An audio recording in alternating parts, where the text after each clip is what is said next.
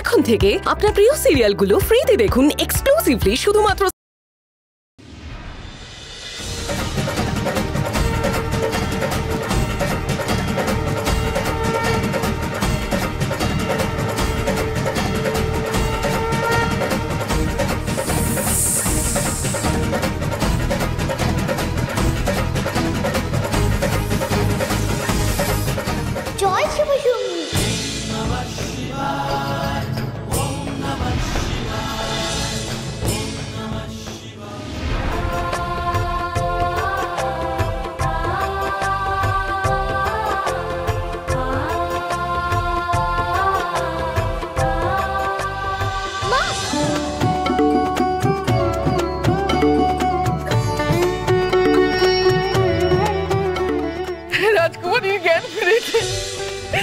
ভগবানের লীলা।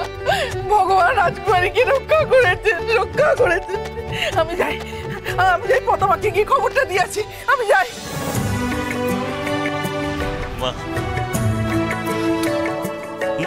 মা আমার মা তুই ভালো হয়ে গেছিস মা? আর জ্বর নেই তো? না তো, জ্বর তো আর নেই।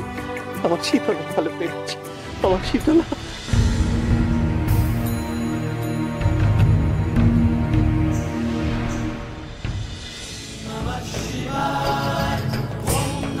জয় শিব শম্ভু, জয় শিব শম্ভু।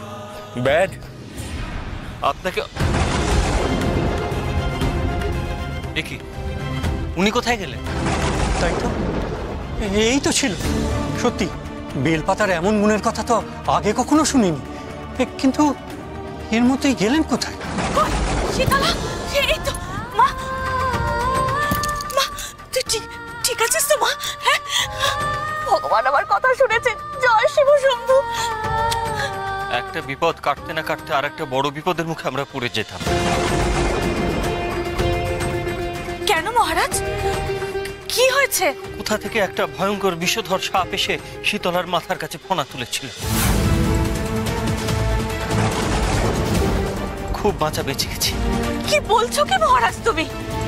প্রাসাদের মধ্যে খাটের উপর সাপ আসবে কোত্থেকে? কেউ কি ঘরের মধ্যে সাপ ছেড়ে দিয়েছিল নাকি? কি করে হয়? আমি তো সারাক্ষণ ঘরের ভেতরেই ছিলাম। মহারাজ তো ব্যাধকে নিয়ে ঘরে ঢুকলেন। ওই ব্যাধ থাকলে আমি আমার অন্তরের কৃতজ্ঞতা জানাতাম।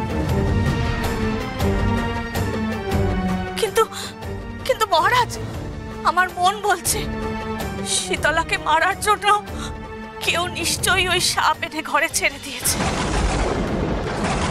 বাইরে থেকে কে এসেছিল একটু মনে করে বলো তো দাইমা। সাপ চোখে পড়ার আগে তো বাইরের কেউ আসেনি। সাপ ছাড়বে কি করে? একমাত্র বিক্রমই এসেছিল। কিন্তু সাপটা গেল কোথায়? সাপটা ঘরের মধ্যে। মহামন্ত্রী, আপনি একটু ঘরটা ভালো করে দেখুন তো, ঘরের মধ্যে নেই তো কোথাও।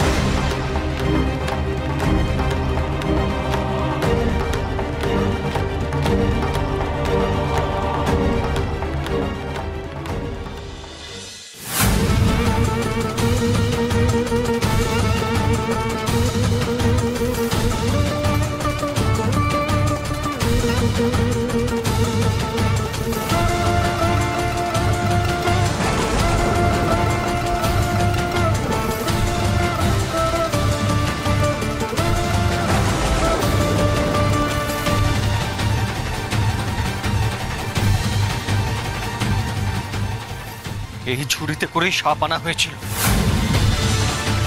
আমি নিশ্চিত এই ঝুড়িতে করেই সাপ আনা হয়েছিল। ঠিক তাই মহারাজ।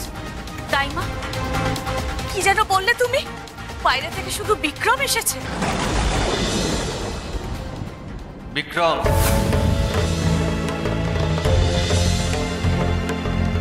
সত্যি করে বলো, এই ঝুড়িটা কি তুমি নিয়ে এসেছো? না না, মানে আমি আনিনি। সত্যি কথা বল বিক্রম, তা নইলে কিন্তু তোর পিসেমশাই ভয়ানক রেগে যাবেন। সত্যি করে বল বাবা। আমি জানি তুই কখনো তোর বোনের ক্ষতি করার জন্য ওটা আনতে পারিস না। তুই শুধু বল ওটা তোকে কে দিয়েছে, বল। বেশি আমি জানতাম না যে ওই ঝুড়িতে সাপ আছে। আমি শুধু জানতাম যে ওটা মন্ত্রপুত ঔষধই আছে। কেউ দেখে ফেললে মন্ত্রের কাজ হবে না, গোপনে রেখে আসতে হবে বোনের ঘরে। আমি তাই করেছি। আমি জানতাম না যে এতে সাপ আছে। বিশ্বাস করো।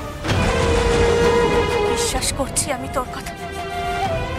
তুই শুধু আমাকে আর একটা কথা বল বাবা, তোকে দিয়ে এই জঘন্য কাজ কে করিয়েছে?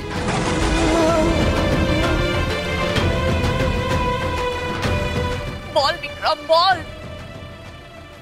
বাবা আর মা।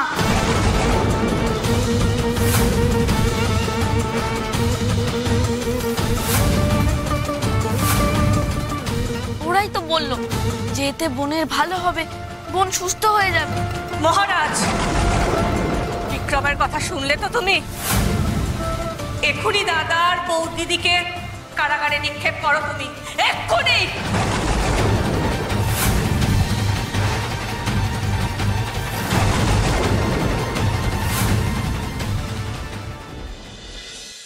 রুক্তি, আমি কিছু দেখতে পাচ্ছি না কেন?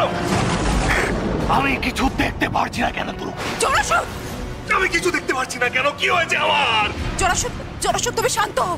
আমার দাদা হিরণ্যক্ষ গেছেন গুরুদেবকে ডাকতে। গুরুদেব এলেই তোমার চোখের চিকিৎসা করবেন। তুমি ওঠো। গুরুদেব, গুরুদেবের কাছে আমি আমার এই মুখ নিয়ে দাঁড়াবো কি করে? রুক্তি, উনি অনেক ভরসা নিয়ে আমার উপর দায়িত্ব দিয়েছিলেন, কিন্তু আমি আবার ব্যর্থ হলাম। জরাসুর, কেন এই ব্যর্থতার জন্য বারবার তুমি নিজেকেই দায়ী করছো? আমি তোমাকে বলছি জরাসুর, এই ব্যর্থতার জন্য তুমি দায়ী নও। তুমি দেখো জরাসুর, তোমার কথা গুরুদেব নিশ্চয়ই বুঝতে পারবেন। জরাসুর, গুরুদেব, ওই তো গুরুদেব এসে গেছে। গুরুদেব, প্রণাম নেবেন, আমার প্রণাম নেবেন গুরুদেব। আপনি তো খুব ভালো করে জানেন আমি আবার ব্যর্থ হয়েছি, আবার। কিন্তু বিশ্বাস করুন গুরুদেব, আমার চেষ্টার কোনো ত্রুটি ছিল না। হঠাৎ করে আমার চোখের সামনে সব অন্ধকার হয়ে গেল গুরুদেব।